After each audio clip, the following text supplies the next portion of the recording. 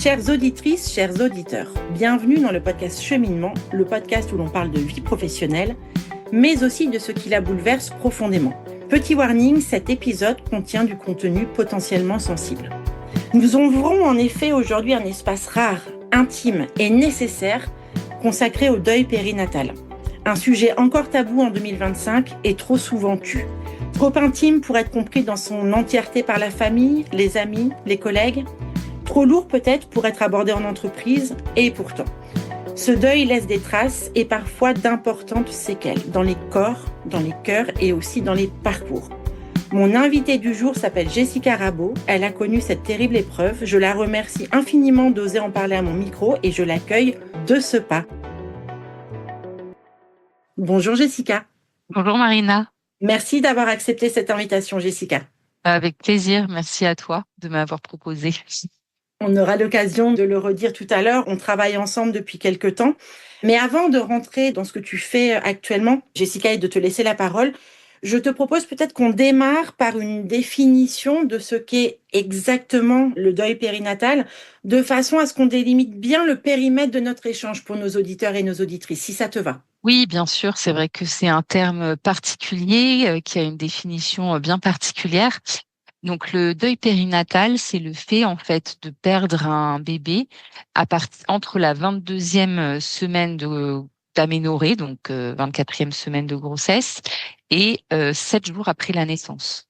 Donc ça, c'est vraiment la définition stricto sensu du deuil périnatal. Donc, qu'est-ce qui peut se passer, en fait, dans cette période de la grossesse? Il peut y avoir une interruption médicale de grossesse dans le cas où on détecte quelque chose qui met en péril la vie du bébé ou la vie de la maman. Il peut y avoir ce qu'on appelle des morts fœtales in utero. Donc on se rend compte que le cœur du bébé ne bat plus. Et puis après les accouchements difficiles qui parfois mènent à des bébés qui naissent et qui ne sont pas vivants. Et puis les décès lors de la première semaine de vie. Donc ça, c'est la définition un peu stricto sensu du deuil périnatal. Après, de manière plus générale, voilà, il y a tout un tas d'étapes dans une grossesse qui peuvent mener à l'interruption de la grossesse, notamment dans les premières semaines. Si je te donne quelques chiffres comme ça pour que tu aies peut-être quelques éléments en tête, en 2022, il y a environ 750 000 bébés qui sont nés vivants. Et en fait, quand tu regardes les chiffres de manière un peu dézoomée, cette même année-là, il y a eu 230 000 interruptions volontaires de grossesse, donc IVG. Il y a eu environ 200 000 fausses couches. Oui. Il y a eu 7 000 interruptions médicales de grossesse, 4 000 morts fœtales in utero, 1 700 bébés qui sont décédés la première semaine de vie. Et en fait, quand tu cumules tous ces chiffres, tu arrives à 40% des grossesses qui n'arrivent pas à terme avec un bébé vivant. Voilà. Donc, ce chiffre que je trouve assez impressionnant. Complètement. Je m'attendais pas du tout à ces chiffres. En préparant l'épisode, on s'était dit en effet que tu nous en transmettrais. Et effectivement, le chiffre est vraiment, vraiment perturbant. Est-ce que l'on sait s'il y a des causes particulières, avant de rentrer dans ton histoire à toi, Jessica, s'il y a des causes génétiques, sociétales ou autres qui font que? Alors ça, moi je connais pas tout, hein, je suis pas encore en tout cas une spécialiste du sujet. Ce qui est sûr, c'est que dans les deuils périnataux, donc là vraiment après 22 semaines de grossesse, comme je te le disais, il y a les IMG, il y en a environ 7000, les morts fœtales in utero 4000. Sur les IMG, généralement, c'est parce qu'on détecte quelque chose. Donc ça peut être moi ce qui m'est arrivé par exemple, c'était un spina bifida, c'est une malformation de la colonne, mais voilà, il peut y avoir aussi des malformations qui sont liées à des éléments génétiques, etc. Donc voilà, donc là, ça peut être très variable en fonction des situations. Et pour les morts fœtales in utero, parfois on a des explications, mais parfois on n'en a pas. C'est un peu comme la mort subite du nourrisson, en fait. Oui, oui. On aura d'ailleurs un épisode prochainement sur le sujet. J'en profite pour le dire à nos auditeurs et nos auditrices dans le cadre d'une affaire bien particulière. Merci D'accord. pour la définition déjà parce que c'est vrai qu'on en entend parler un petit peu du deuil périnatal, mais c'est vrai que tant qu'on l'a pas vécu ou qu'on n'est pas expert du sujet, c'est difficile de comprendre exactement quels en sont les contours entre guillemets, même si l'expression n'est pas jolie. Toi, tu as traversé cette épreuve, Jessica. Est-ce que tu es OK pour nous raconter aujourd'hui ton histoire? Oui, bien sûr, voilà, c'est une épreuve difficile, mais je trouve que c'est important d'en parler. D'ailleurs, on échange aujourd'hui, on est le 31 octobre et il y avait le 15 octobre, c'était la journée mondiale de sensibilisation au deuil périnatal, tu vois, donc c'était il y a pas si longtemps. Et c'est important de parler de ce sujet pour moi, donc oui, avec sans problème. Merci pour cette transmission, Jessica. Ben, écoute, je te laisse vraiment la parole et te laisse raconter avec tes mots à toi et surtout avec ton articulation à toi. Remonte à quand tu veux dans ton histoire. Je te laisse bien sûr le champ complètement libre et vais t'écouter avec grande attention. Ok, merci Marina. Alors, moi, j'ai un peu envie de te parler et de parler à ceux qui nous écoutent de mon parcours et de remonter assez loin pour que vous puissiez comprendre, voilà, comment en fait cet événement s'est présenté dans ma vie et enfin, ce que ça a amené en fait derrière. Mais tout ça, ça rentre aussi dans une histoire plus globale aussi dans ma vie. Donc déjà, pour vous expliquer un petit peu, moi, à la base, j'ai fait des études d'ingénieur. J'ai fait chimie Paris. Et déjà en terminale, j'avais hésité entre faire une fac de psycho et puis des études d'ingénieur. Bon, assez naturellement, on m'a poussé aussi à aller vers les études d'ingénieur, ce que j'ai jamais regretté parce que j'ai vécu en plus en école d'ingé des années très chouettes et je me suis fait mes meilleurs amis. J'ai rencontré mon conjoint à Chimie Paris, donc c'était vraiment une très belle époque pour moi. Mais voilà, j'avais déjà ce goût pour la psychologie, cette attirance. Et puis, assez vite, j'ai travaillé 1 an et demi en tant qu'ingénieur. Assez vite, j'ai décidé de me réorienter vers les ressources humaines.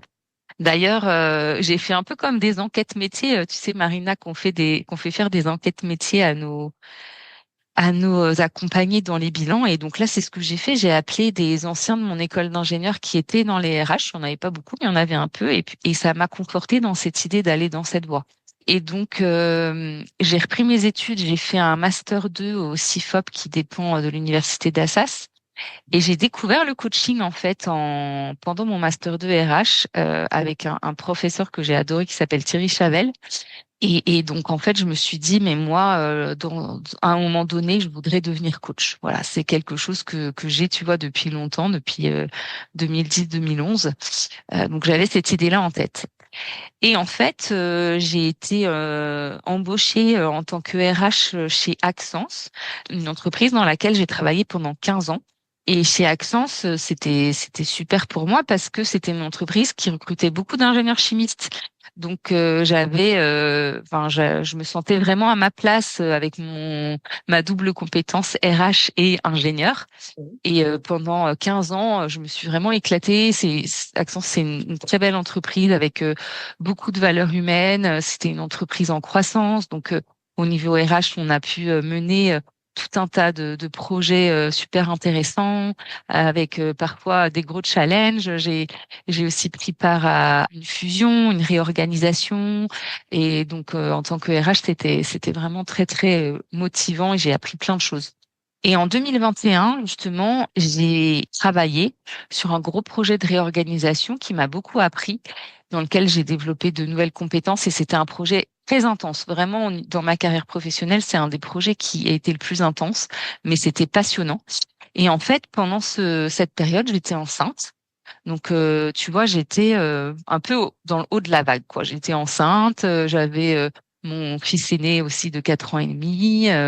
Voilà, j'avais ce gros projet sur lequel je travaillais et qui était passionnant. Oui.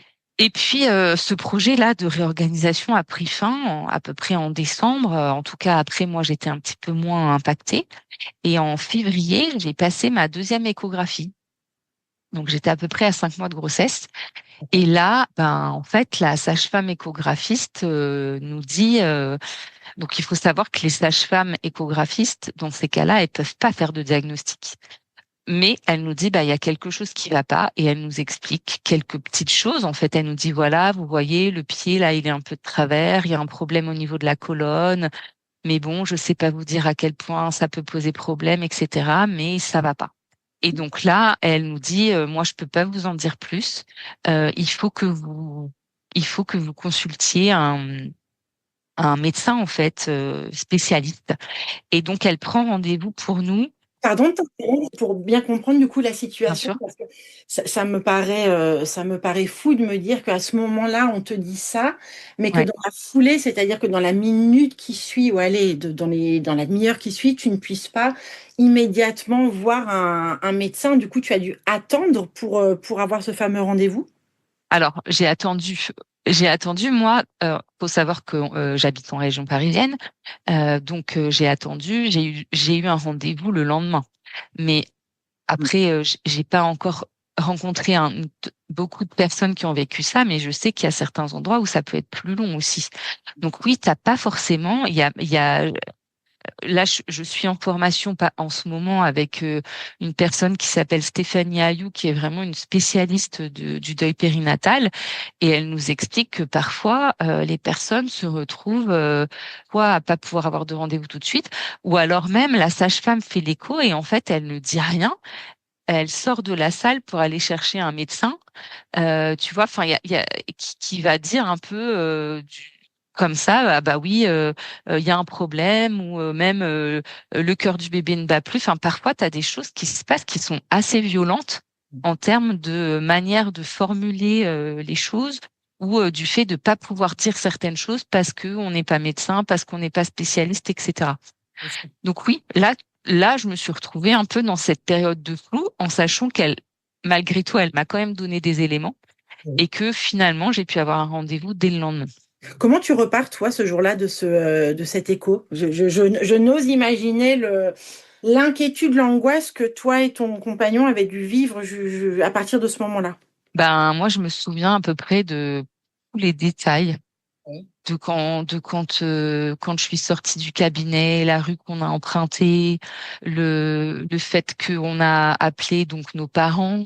On a appelé notamment ma belle-mère qui habite dans le sud-ouest, parce qu'on lui a dit, on pense que tu vas devoir monter en fait pour nous aider.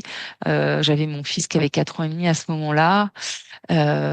Tenir au courant ma manager, lui expliquer, voilà, ça, il y a un truc qui va pas, mais on n'a pas les détails, donc pour l'instant, je reviens pas travailler, parce que bon, forcément, hein, le matin, je travaillais, hein, j'étais partie faire l'échographie sur Ta pause. entre midi et deux.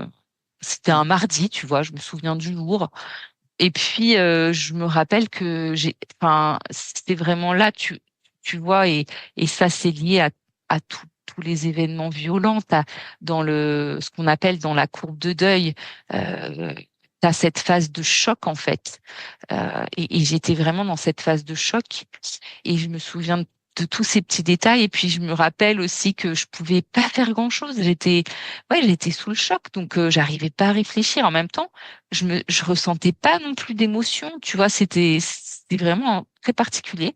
Et donc, je me suis mis devant un film. J'avais besoin de regarder un truc un peu, pour, voilà, pour, je sais pas, me changer les idées. J'ai regardé Crazy Stupid Love, que je n'avais jamais vu. Et donc, bon, au moins, c'était un peu rigolo, quoi. Ça me permettait de penser à autre chose. Mais voilà, tu vois, c'était, ouais, très bizarre, quoi. J'ai toujours ce sentiment d'être en dehors de la réalité, en fait, à ce moment-là. Oui, ça fait beaucoup penser aux états de sidération qu'on peut Oui. rencontrer. Je pense au burn-out, mais dans certaines circonstances très particulières, ou on en reparlera tout à l'heure, dans des situations de stress post-traumatique. Je te laisse continuer, bien sûr, Jessica, hein, du coup, Hmm. le lendemain ou le soir même, en fonction de ce que tu as envie de raconter. Donc oui, le lendemain, on va donc avec mon conjoint à l'hôpital Louis Mourier, donc il y a un hôpital une maternité de niveau 3, avec un service spécialisé qu'on appelle de diagnostic anténatal. Euh, et donc là, je vois un médecin qui refait l'échographie et qui confirme ce que nous avait dit la sage-femme la veille. Oui, parce que la sage-femme nous avait quand même parlé de spina bifida. Moi, je ne connaissais pas ce mot, hein. Franchement, je connaissais pas. Donc forcément, dans ces cas-là, même si c'est pas toujours bien, Google est notre ami. Donc j'ai été voir ce que c'était que le spina bifida et on a quand même assez vite compris que ça sentait pas bon. Et en effet, donc le lendemain, elle nous confirme que c'est ça. Et puis en plus, nous concernant, c'était quand même un spina bifida qui était assez grave. Donc le spina bifida, c'est une malformation au niveau de la colonne. Et en fonction de là où est la malformation, ça peut être plus ou moins impactant. Et donc nous, c'était une malformation qui était assez haut dans la colonne, donc c'était assez impactant. D'accord. Et donc en fait, ce qui était moi pour le coup avec à Louis Mourier, je me suis vraiment sentie extrêmement bien accompagnée. Ils ont un service de diagnostic anténatal dédié avec des sages-femmes dédiées, des gynécologues dédiés. Ils ont 2 psychologues dédiés au service aussi.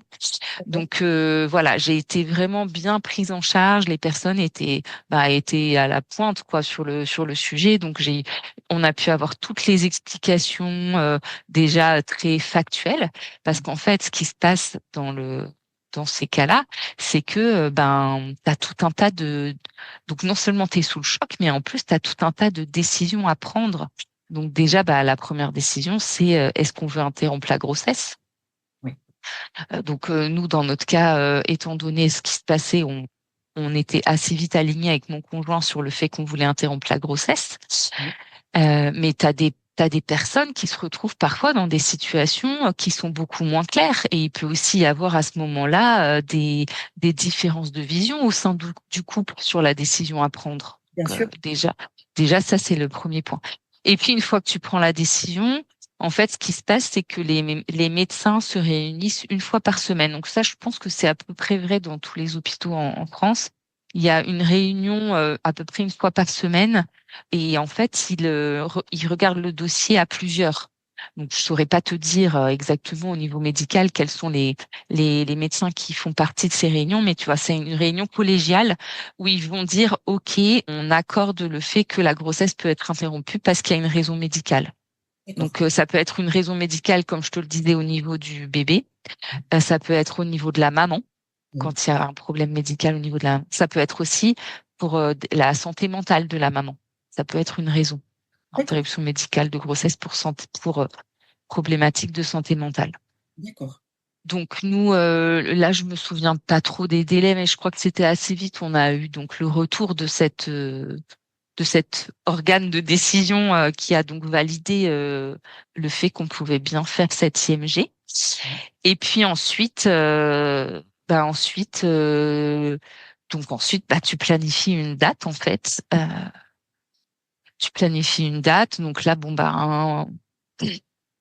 voilà, ça dépend des personnes. Il y en a qui ont envie d'aller vite, d'autres qui ont besoin de prendre plus de temps. Ça dépend vraiment des personnes. Et donc après, je sais pas si j'ai envie d'entrer dans les détails de comment se passe une IMG. Là, c'est pas forcément quelque chose que j'ai très envie de décrire, mais en fait, tu fais un vrai accouchement. À ce terme de grossesse, on te préconise de faire un accouchement. Donc, c'est un accouchement déclenché parce que c'est non seulement au niveau physiologique, c'est mieux pour la maman si jamais on veut avoir d'autres enfants derrière, c'est mieux qu'une césarienne. Oh. Et même au niveau psychologique, le fait de donner naissance à l'enfant, a priori, c'est quelque chose qui aide. Là, je sais pas, je connais pas les détails, mais en tout cas, voilà. Donc, ce qui, f- il y a différentes étapes dont j'ai pas envie de tout détailler, mais en tout cas, il faut quand même avoir en tête qu'une IMG, c'est un accouchement. Oui. J'en ai la chair de poule, je t'avoue à t'écouter, d'autant, je te le disais, Jessica, tout à l'heure, en préparant un petit peu le podcast, que là, moi, dans mes accompagnés sur les 18 derniers mois, j'ai eu deux, je pense en particulier, là, elle, du coup, en t'écoutant, A et C, elles se reconnaîtront, qui ont vécu exactement ce que tu viens de dire. Toi, entre le moment où il y a eu ce conciliabule, entre guillemets, de médecins, qui valide et le jour J de l'accouchement. Toi et ton compagnon d'ailleurs, parce qu'on n'en parle peut-être pas non plus assez de la position et du ressenti du papa. Toi, tu es dans quel état physique et psychologique à ce moment-là? Alors déjà, peut-être pour donner quelques dates, mon écho a lieu le 8 février.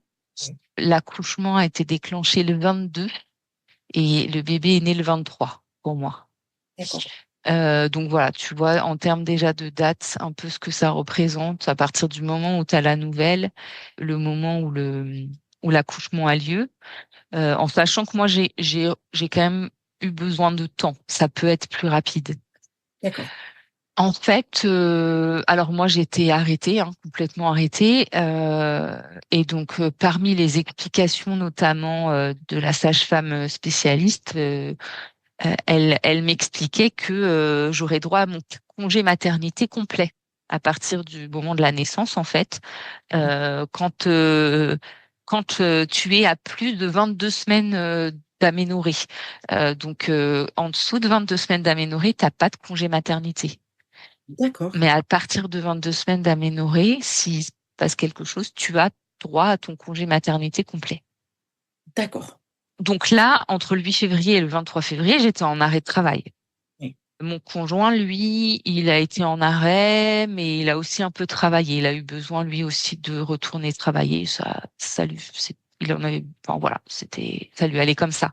Oui. T'as plein de papas qui sont complètement arrêtés. T'en as d'autres, je pense, qui travaillent tout le temps. Ça dépend un peu de chacun. Bien sûr. Concernant les femmes, je sais pas. Généralement, je pense qu'elles sont quand même plutôt arrêtées. Mais moi, en tout cas, j'ai été arrêtée tout ce temps-là. Donc elle, ouais, bah là, au niveau psychologique, c'est pas terrible quand même, hein. Je n'ose imaginer. Ouais, ouais. Voilà, non, c'est compliqué. C'est un mélange entre et à moitié encore sous le choc quand même. Et puis en même temps, bah tu dis au revoir à ton bébé aussi.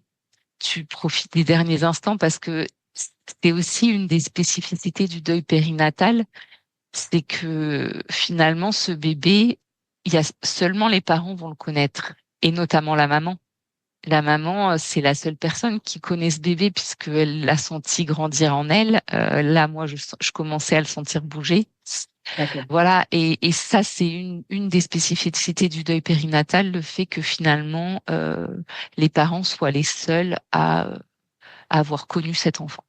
Alors, du coup, je rebondis sur ce point, Jessica, pour essayer de bien comprendre. C'est-à-dire que quand tu accouches de ton enfant dans ces situations-là, il n'y a aucune possibilité, par exemple, hein, euh, pour que, par exemple, toi, ta maman ou j'en sais rien, ta sœur, enfin, pour faire quelque chose de plus, comment dirais-je, collectif, enfin, tu vois, je sais pas si tu comprends ma question, mais tu vois, Oui. de pouvoir communier en tous les cas une fois que l'acte est réalisé.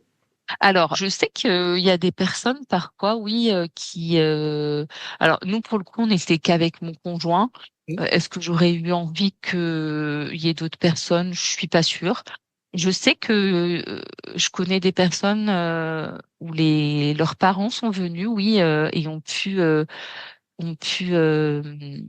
prendre le bébé dans les bras parce qu'en fait, une fois que tu accouches, t'as plusieurs possibilités. Il y a des parents qui ont envie de voir le bébé, il y en a qui n'ont pas du tout envie de le voir. Nous, on l'a vu. Moi, je l'ai pris dans mes bras. C'était vraiment quelque chose d'important pour moi de faire ça. Et donc, j'ai entendu des personnes dont les grands-parents sont venus en effet à ce moment-là. Et donc, ça, c'est un premier point. Ça, c'est vraiment le moment au moment de l'accouchement. Et ensuite, il y a la question des funérailles, qui est une des questions qui se posent. Bien sûr. Et donc, la question des funérailles, en fait, en gros, tu as deux possibilités. Quand le bébé naît mort, Oui. tu as deux possibilités. Soit tu décides de faire des obsèques privées par toi-même, soit tu peux avoir des obsèques qui sont prises en charge par l'hôpital. Donc, je reviendrai là-dessus après, parce que nous, c'est ce qu'on a choisi. Par contre, quand le bébé naît vivant, Oui. ce qui peut arriver, hein, par exemple, je te disais tout à l'heure qu'il y avait des enfants qui mouraient la première semaine. Là, les obsèques sont forcément pris en charge par la famille. D'accord. Donc là, tu vois, tu as aussi ce choix. Tu peux faire le choix d'avoir des obsèques personnelles. Donc nous, on a plutôt fait le choix d'avoir des obsèques organisées par l'hôpital. Et donc en région parisienne, dans ces cas-là, c'est au Père-Lachaise, en fait. Il y a c'est le crématorium du Père-Lachaise qui en fait incinère les pas tous les bébés, les fœtus Oui. qui sont concernés. Et en fait, donc il y a des incinérations régulières. Et puis tous les trimestres, il y a une cérémonie qui est organisée en la mémoire de de ces enfants, et donc à laquelle tu peux assister ou pas, hein, en fonction de ce dont tu as besoin et envie. Et donc nous, on a participé à cette cérémonie. Donc nous, tu vois, je saurais pas te dire. Donc là, le finalement, il y a eu la naissance. Ensuite, nous, on a autorisé une autopsie le sur notre bébé. Et puis après, c'est quelques temps après, il y a l'incinération. Et après, nous, on a fait une cérémonie au Père-Lachaise le 5 avril. C'était le 5 avril. Et C'était quand même quelques semaines après. Et donc là, bien sûr, tu peux y aller. Bon, il s'est trouvé que nos deux papas sont venus avec nous à ce moment-là. Nos mamans n'étaient pas disponibles, mais on est allé avec nos deux papas. Et comment ça se passe après pour connaître un petit peu les funérailles au Père-Lachaise? Est-ce que du coup après c'est réparti dans le jardin des souvenirs? Comment concrètement ça se passe? Alors, au Père-Lachaise, il y a vraiment un endroit dédié pour le deuil périnatal. Donc, D'accord. ils ont une stèle avec un très bel arbre de vie, et puis on peut venir poser des fleurs, des petits bibelots, etc., des petits dessins des frères et sœurs, etc. Et en fait, ils mettent ils mettent les cendres des bébés en sachant que quand ils sont tout petits comme ça, il y a très peu de cendres dans un endroit particulier sous cette stèle. Et en fait, ce qu'ils font aussi pour qu'il y ait quelque chose vraiment un peu de symbolique, c'est que ils mettent des médaillons en céramique au moment de l'incinération des enfants, ce qui permet en fait d'avoir au moins cet élément symbolique qui viennent en fait mettre à cet endroit-là dans le cimetière au niveau de la stèle du deuil périnatal. D'accord. Et donc, ils appellent ça le carré des anges. Le carré des anges. Oui. Jolie appellation. Tu parlais, Jessica, justement des frères et des sœurs. À ce moment-là, comment ça s'est passé justement sous cet angle-là? Bah alors, nous, c'était une de nos plus grosses appréhensions. Ouais. Avec mon conjoint, c'était, mais qu'est-ce qu'on va dire à notre fils, il s'appelle Samuel, qu'est-ce qu'on va lui dire? Comment on va lui dire? Qu'est-ce qu'il faut lui dire?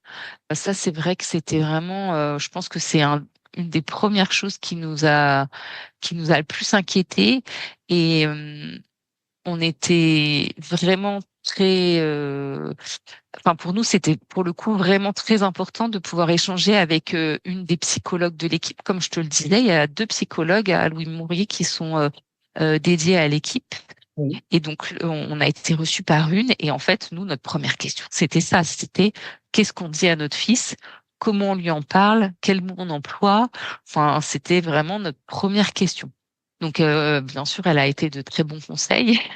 Voilà, elle nous a donné des éléments de langage, nous expliquer, voilà, en fait, ce qui est important de faire comprendre à l'enfant, il avait 4 ans et demi à ce moment-là, c'était de faire comprendre que la mort, on n'en revient pas. Donc, de pas utiliser des mots comme il est parti, il est au ciel, etc.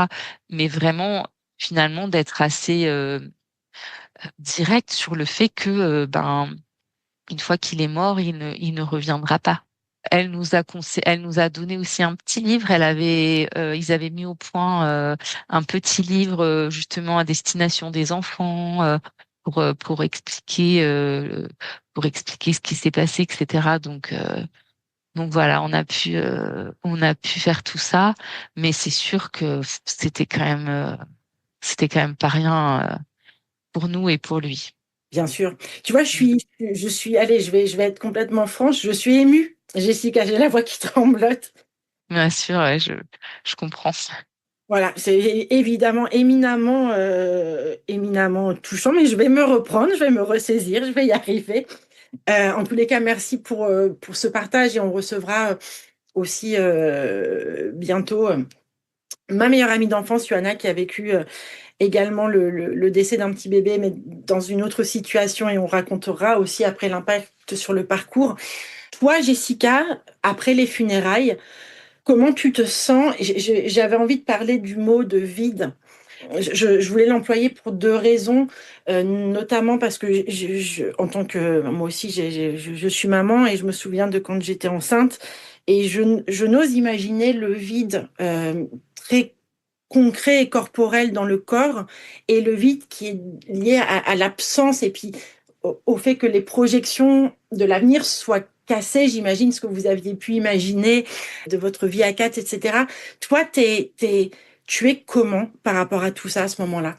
C'est assez marrant parce que pour préparer notre échange d'aujourd'hui, j'ai relu un peu des choses que j'avais écrites à l'époque. Et c'est vrai qu'à l'époque, je fais un petit aparté pour traverser tout ça. J'ai eu besoin d'être accompagnée, comme tu l'imagines. Alors, notre famille a été très présente. On a été très soutenus par nos parents, nos frères et sœurs. Et ça, franchement, je les en remercie encore. Nos amis, bien sûr, aussi. Mais c'est vrai que tu te retrouves forcément dans cette espèce d'irréalité, comme je te disais, qui dure quand même. Enfin, en tout cas, pour moi, ça a duré. En plus, ben, comme je t'expliquais, j'avais droit au congé maternité. Alors, au début, quand elle m'a dit ça, la sage-femme, je me suis dit non, mais je vais pas prendre un congé maternité. Euh, j'ai pas de bébé, je vais pas prendre un congé maternité. Je vais peut-être m'arrêter un mois, mais voilà, non. Et puis en fait, si, si j'ai pris mon congé maternité, pourquoi? Mais parce que déjà, ben, comme je te dis, c'est un vrai accouchement. Donc en fait, derrière, bah, t'es en postpartum, hein. Bon, bah déjà, moi, j'ai eu un médicament pour pas avoir la montée de lait. Ensuite, bah, j'étais épuisée. Alors, j'étais épuisée de fatigue. Je pense un mélange de tout. Comme je t'expliquais avant, j'avais beaucoup travaillé lors du premier trimestre de ma grossesse, qui était en plus, qui, on le sait, en plus, est un trimestre fatigant.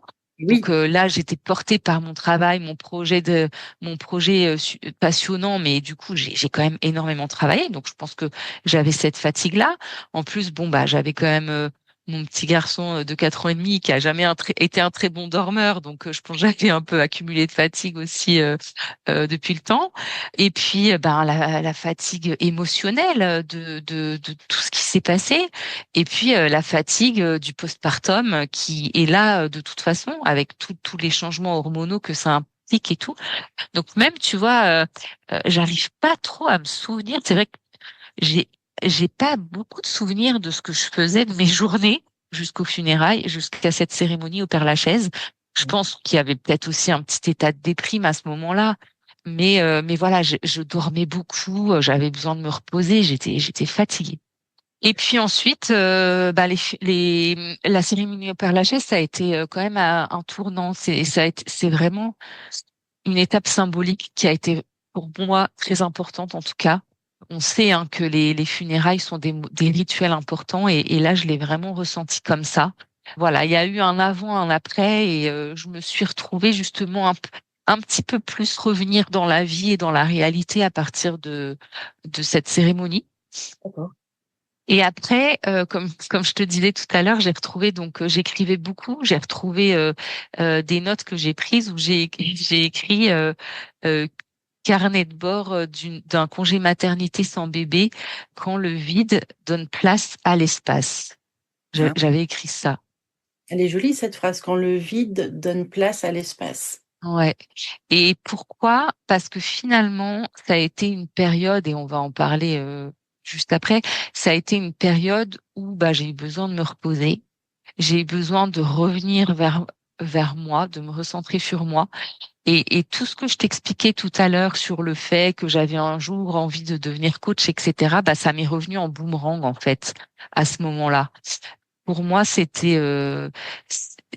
j'ai eu besoin, en fait, j'ai finalement ce vide de bébé, je l'ai transformé un peu en un espace de réflexion sur moi-même et sur ce que je voulais construire ensuite pour le reste de ma vie. Et cette envie professionnelle de me mettre à mon compte, de faire du coaching pour accompagner les gens dans leurs difficultés professionnelles, etc. Bah, ça m'est revenu et finalement, j'ai beaucoup réfléchi à ce projet pendant cette maternité. Donc, peut-être que d'une certaine manière, ça m'a permis aussi de compenser un peu ce vide. Bon, puis après, soyons honnêtes, hein, assez vite, j'ai eu envie de retomber enceinte. C'est une question que je voulais te poser justement. Voilà. Ouais, non, bah, alors ça, je sais pas, c'est, comme dit la personne avec qui je suis en train de me former sur tous ces sujets, elle dit, bah, c'est à peu près immédiat, quoi.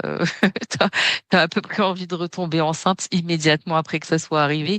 Alors, d'une certaine manière, pour combler le vide, bon, donc faut prendre des pincettes aussi avec cette envie-là et prendre le temps dont on a tous besoin. Mais voilà, cette envie, elle est là, quoi.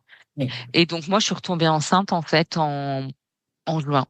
Donc, tu vois, c'était quand même relativement rapide. À ce moment-là, moi, extérieurement, je me dis, est-ce que tu as eu peur et qu'est-ce qui a primé quand tu as su que tu étais enceinte à ce moment-là? Est-ce que ça a été la joie de porter à nouveau un petit bébé ou est-ce que la peur que le scénario se réitère a été présente ou pas?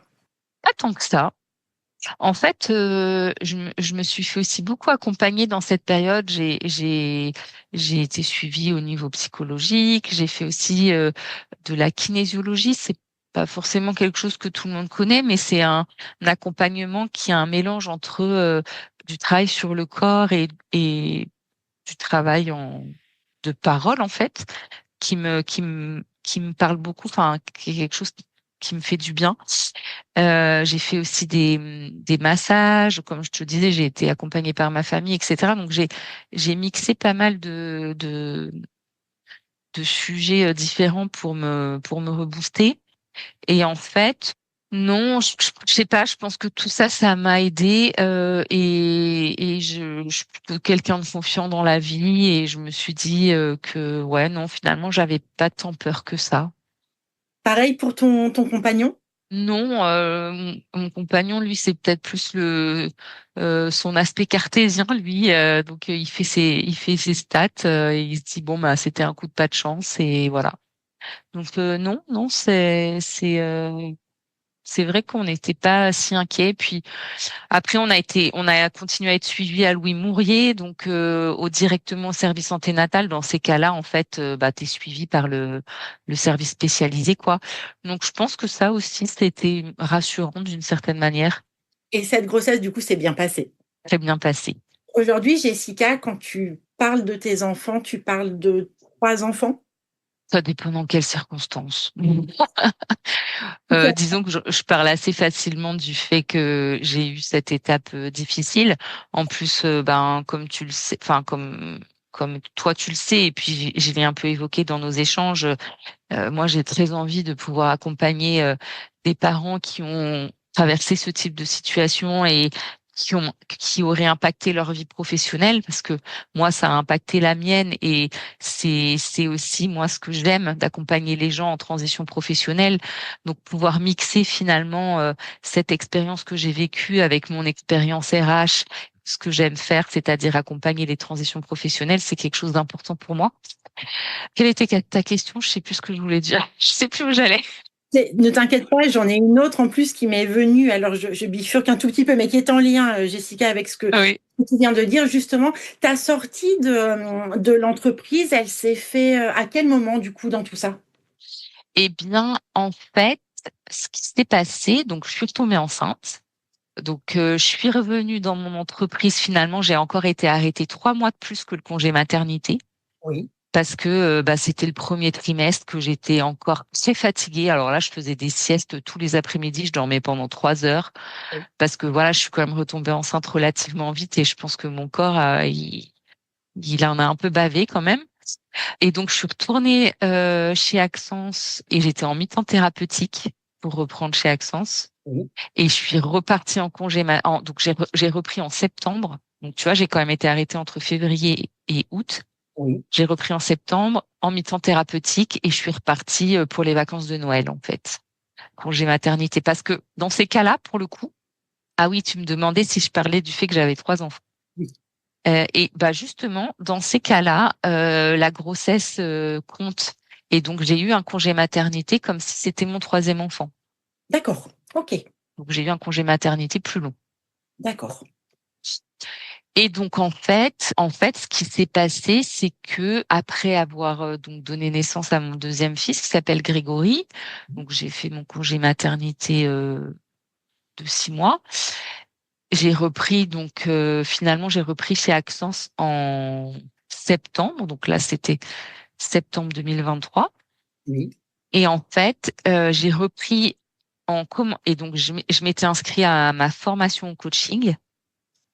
J'ai repris chez Accence en étant à 60%. Mes managers ont été très compréhensifs tout au long de ce parcours parce que, enfin, on reviendra dessus après, mais en tout cas, voilà, j'ai repris à 60% en faisant ma formation en coaching. Et en Oui. fait, moi, ce qui s'est passé derrière, c'est que j'avais ce projet donc de me lancer à mon compte pour accompagner les personnes, pour faire du coaching, donc pour accompagner les personnes en difficulté professionnelle.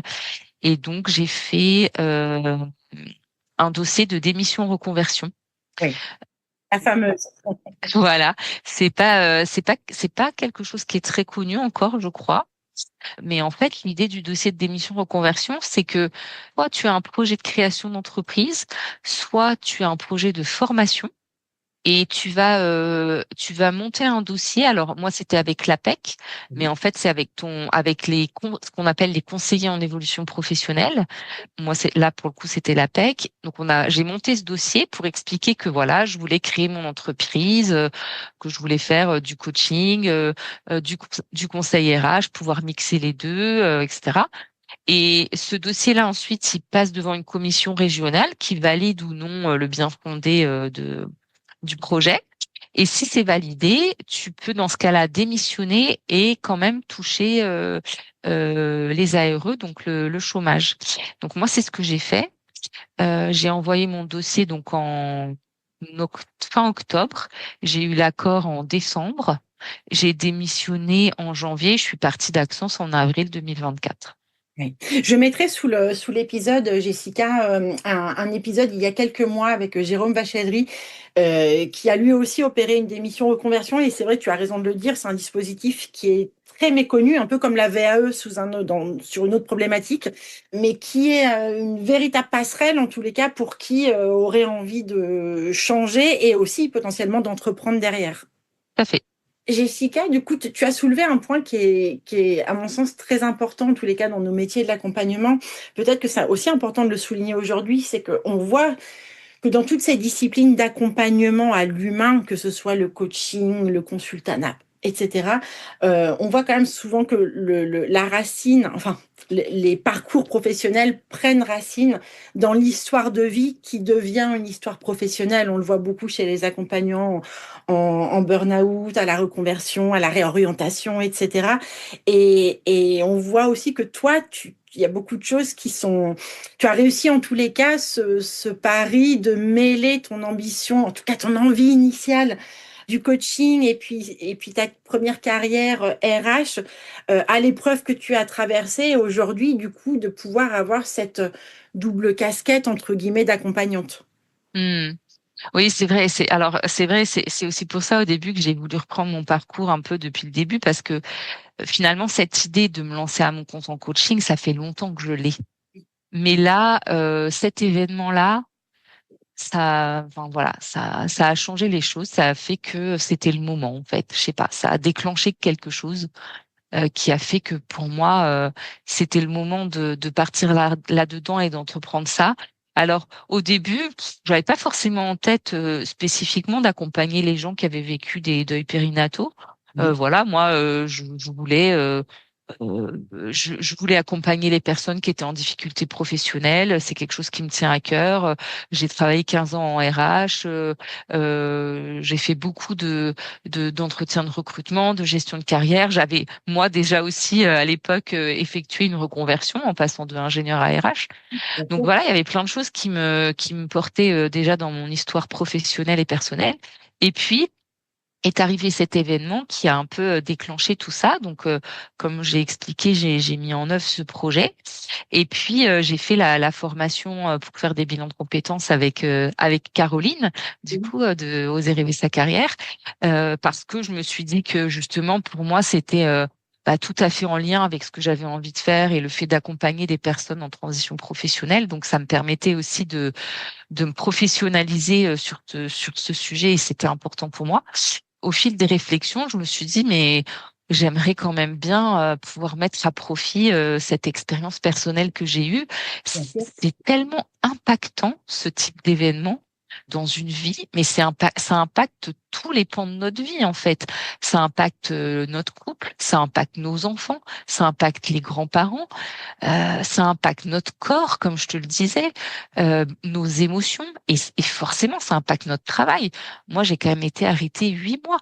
Donc 8 mois, moi j'ai eu besoin de ce temps-là et 8 mois aussi durant lesquels mes collègues ont fait sans moi. Et je suis revenue, en plus, j'étais à mi-temps thérapeutique. Ensuite, je suis repartie en congé maternité, donc quasiment pendant 2 ans. Donc ils ont fait ce qu'ils ont pu au niveau des remplacements, etc. Mais quasiment pendant 2 ans, j'étais absente de mon environnement professionnel.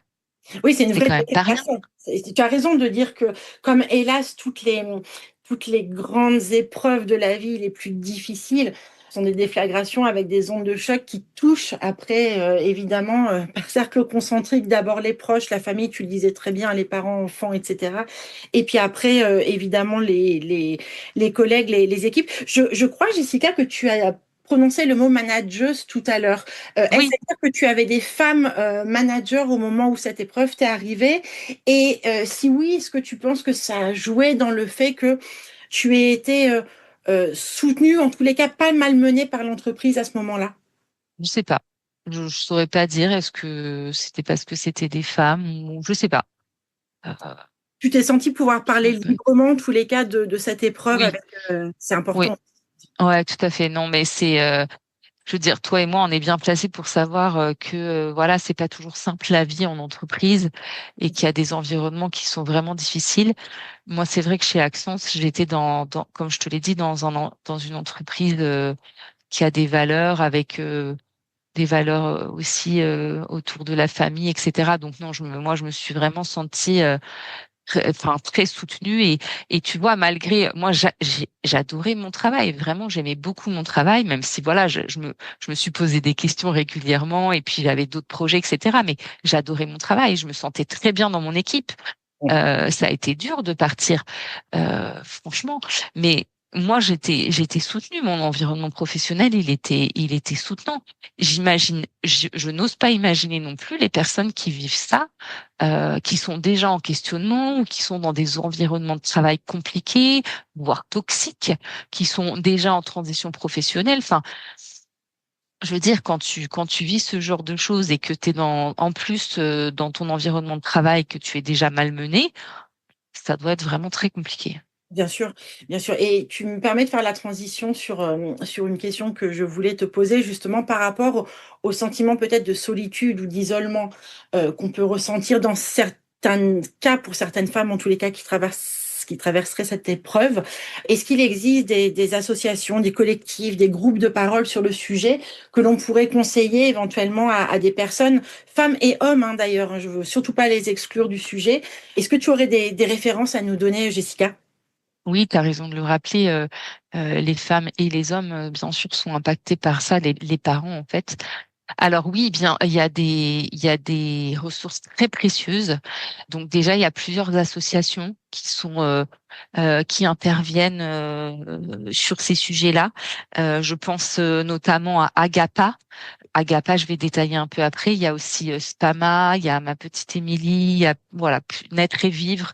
Il y a plusieurs associations qui interviennent sur ces sujets-là. Donc surtout, surtout ne pas hésiter à les contacter parce que voilà, ils ont les ressources pour écouter dès le début en fait, dès le premier choc finalement. Oui. Donc, quand on ne se sent pas soutenu, moi j'ai eu la chance d'avoir accès à cette psychologue spécialisée, mais c'est pas le cas partout, c'est pas le cas partout en France. Moi, je suis en région parisienne et c'est sûr qu'en région parisienne, on sait que ben voilà en fait, à Louis Mourier, des IMG, ils en font plusieurs par semaine. D'accord. Alors que dans certains hôpitaux de province, il y en a que un par mois, par exemple. Enfin, tu vois, c'est pas du tout les mêmes chiffres non plus. Donc voilà, donc faut vraiment pas hésiter à contacter ces associations. Un petit mot spécifique sur Agapa. Déjà, Agapa, il propose plusieurs cercles de parole différents pour les mamans, pour les papas, en couple, pour les grands-parents. Ils font aussi des cercles dédiés pour les managers ou les RH qui se posent des questions, qui rencontrent ça dans leur entreprise. Ils ont toute une page avec plein de ressources, que ce soit des podcasts, des ressources bibliographiques, plein de ressources différentes. Et ce qui est super chez Agapa, c'est qu'ils ont tout un tableau qui explique les éléments administratifs liés à ces différentes épreuves, que ce soit d'ailleurs le deuil périnatal ou les arrêts précoces de grossesse, donc les IVG, les fausses couches, etc. Et en fait, on a quand même un certain nombre de droits quand on travaille. Comme je le disais tout à l'heure, moi j'ai droit au congé maternité, mais par exemple, quelqu'un qui fait une fausse couche depuis le 1er janvier 2024 peut se faire, si elle se fait arrêter, n'a pas de jour de carence. Donc voilà, il y a tout un tas de petits détails comme ça et ce tableau, il est mis à jour tout le temps par Agatha et il est super bien fait. Donc D'accord. ça vaut vraiment le coup de le savoir. Et autre ressource aussi très importante parce que justement par rapport à ce sentiment de solitude qu'on peut avoir, et moi c'est vrai que j'ai été bien entourée, mais je l'ai entendu souvent ça, ce sentiment de solitude, du fait de ne pas se sentir compris non plus par notre entourage. Il y a le podcast de Sophie de Chivry qui s'appelle Au revoir podcast, où elle a fait déjà cinq saisons, je crois, avec plein de personnes différentes qui ont été interviewées spécifiquement sur le sujet du deuil périnatal. Voilà, donc j'imagine pour les gens qui traversent ça ou qui ont traversé ça et qui se posent des questions, ils doivent aussi pouvoir trouver des personnes qui ont été interviewées et qui ont peut-être vécu les choses un peu de manière similaire. Voilà, et ça peut faire du bien aussi d'entendre des personnes parler de ça et de se sentir moins seul. Bien sûr, je mettrai tous les liens, Jessica, sous l'épisode. Et puis, quand on le partagera sur les réseaux, on pourra citer aussi toutes tes sources parce que c'est vrai que c'est important, j'imagine, dans cette épreuve, comme dans toutes les grandes et difficiles épreuves de la vie, Mm. d'avoir des informations, de comprendre ce qui nous arrive et puis de peut-être aussi le faire comprendre aux autres, de pouvoir communiquer avec les autres. Donc, le podcast sera mis, le lien Agapa et d'autres, si besoin, Ouais. seront mis. Jessica, mille merci pour toute ta transmission de ton parcours. Je trouve ça extrêmement intéressant d'entendre que alors sans tomber dans le discours, tu sais, un peu classique de faire d'une épreuve une force, etc. Mais en tous les cas, on sent dans tout ce que tu as livré que cette épreuve est venue nourrir en tous les cas quelque chose qui était déjà en toi et ça a développé cette petite graine qui était déjà semée de l'accompagnement et je ne doute pas que tes futurs accompagnés ES ou ES, en tous les cas, profiteront de toute ta douceur et de ton expérience aussi sur le sujet parce que mine de rien, pouvoir et avoir le sentiment de parler le même langage quand on traverse ce type d'épreuve, à mon sens, en tous les cas, c'est essentiel. Ouais, tout à fait. Merci beaucoup, Marina. Et c'est vrai que justement, moi, je me suis formée là 2 jours chez Agapa. Ils ont une formation dédiée sur l'accompagnement du deuil périnatal et je suis une formation plus approfondie actuellement avec Stéphanie Ayou aussi, qui est vraiment une spécialiste de ce sujet et qui fait à la fois, donc je suis à la fois une formation et des supervisions. Donc les supervisions, pour ceux qui connaissent pas, c'est de pouvoir en fait, c'est les coachs de coach ou les psychologues, les psys de psy en fait. C'est finalement en tant qu'accompagnant de pouvoir se faire aussi accompagner nous sur des problématiques qu'on peut avoir dans nos accompagnements. Bien sûr, c'est fondamental. Exactement. Et donc voilà, donc moi j'ai envie d'aller un cran plus loin sur ce sujet et de pouvoir avoir toutes les cartes en main et pas seulement mon expérience pour accompagner au mieux les personnes qui me solliciteraient en tout cas. Merci beaucoup Jessica. Je mettrai également ces liens sous l'épisode. Merci Jessica. À bientôt. Merci Marina, à bientôt. L'épisode est terminé. J'espère que cette interview vous a plu et que d'une façon ou d'une autre, elle vous a enrichi. N'hésitez pas à la partager à vos proches. Comme d'habitude, je vous mettrai toutes les références citées dans l'épisode sur nos réseaux sociaux, Facebook, LinkedIn, Instagram et TikTok. Si vous souhaitez me suggérer un nouvel invité au parcours de vie inspirant, n'hésitez pas. N'hésitez pas non plus à soutenir le podcast Cheminement d'Oser rêver sa carrière en mettant des petites étoiles et des avis sur Apple Podcasts ou des pouces levés sur les réseaux. Et si Apple, c'est pas votre truc, retrouvez-moi sur Deezer ou Spotify. À très bientôt et surtout, prenez soin de vous.